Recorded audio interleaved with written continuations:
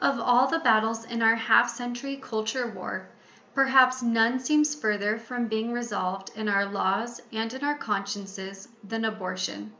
Abortion has been a constant controversy where lawsuits have been waged and courts have adjudicated, and still we seem no closer to consensus on when, where, how, and if a woman should be able to terminate a pregnancy. The definition of abortion given by Oxford Dictionary states that it is the deliberate determination of a human pregnancy. In 1973, abortion was legalized because of the decision made in a case known as Roe v. Wade. In this case, millions of lives were affected and continue to be affected. Guttmacher Institute is known for giving statistics every 3 years on abortions in the United States. Since the Roe v. Wade case, there have been about 60 million abortions in the United States, and in 2014 alone, there were over 920,000 abortions performed. Next, I want to go to the graph that I have attached to my documents. In this graph, it shows the number of abortions per 1,000 women aged 15 to 44 in the United States. The years given are from 1973 to 2014. As you can see in this graph, the number of abortions have declined over the years, but there are still too many lives being taken by abortion each and every year. Next, I want to go to the table that I have also attached to my documents. In this table, it shows the causes of death in the United States in 2016. When most people are asked about causes of death, they think of heart disease or possibly cancer, but it can be hard to hear that the number one cause of death is actually abortion, and the numbers are extremely high compared to other forms of death. Many try to claim that having an abortion is like having a tooth pulled. It is painful, but without lasting consequences. Many experiences show that women who have had abortions more often than not do not forget the event, and the consequences last much longer than a pulled tooth. As a supporter of pro-life, I think that abortion is an immoral decision.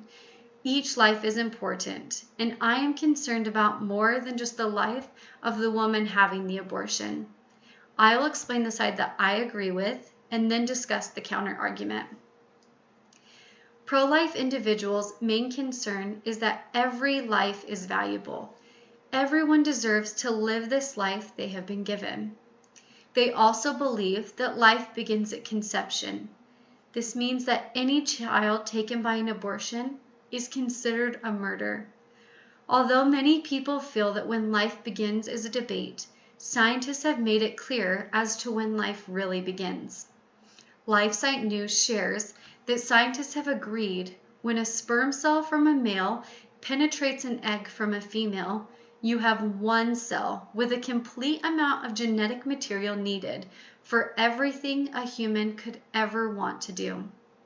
Pro-Life Across America also shares statistics saying 18 days from conception, the baby's heart begins to beat, and 28 days from conception, a baby already has eyes, ears, and even a tongue. This means that when many mothers are going in to have an abortion, there is already physical development occurring for this new little baby. These guidelines are used by the law to determine death, so why can they not be determined for life as well? Abortion activists use a slogan that says, "My body, my choice." The issue with this slogan is that when a baby is formed, it has its own genetic code, unique of the mother. This means that there is more than just one body, one choice. There is actually two bodies, which should mean that there are two choices.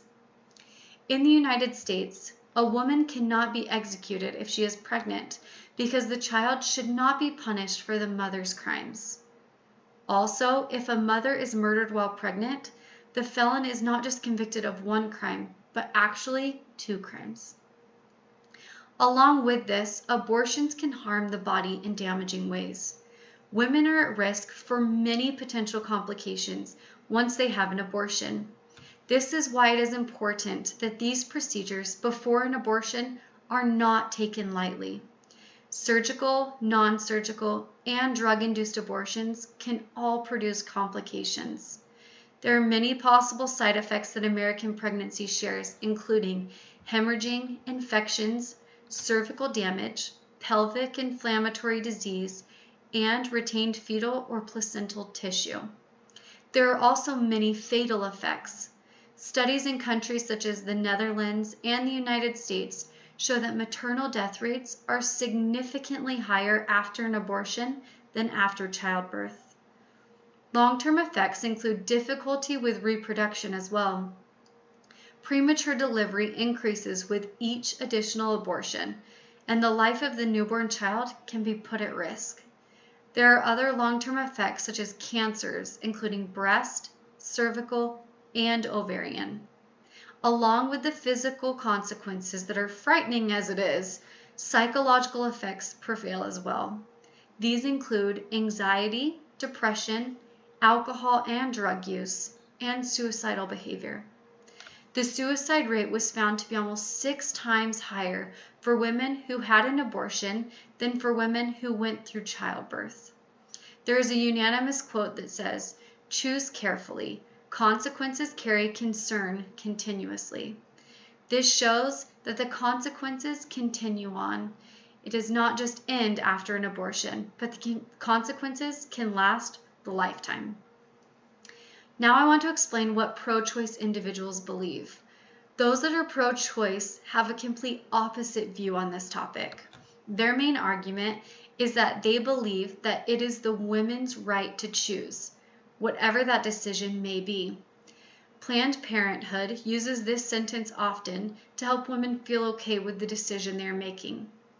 It says, "The decision to have an abortion is personal, and you as the mother are the only one who can make it." Those that are pro-choice also believe in healthcare that is affordable for all women, including contraceptives. It should be a human right to receive this type of care. One of their main goals explained by Planned Parenthood, is prevention. They do this by supporting abortion and reducing the number of unintended pregnancies.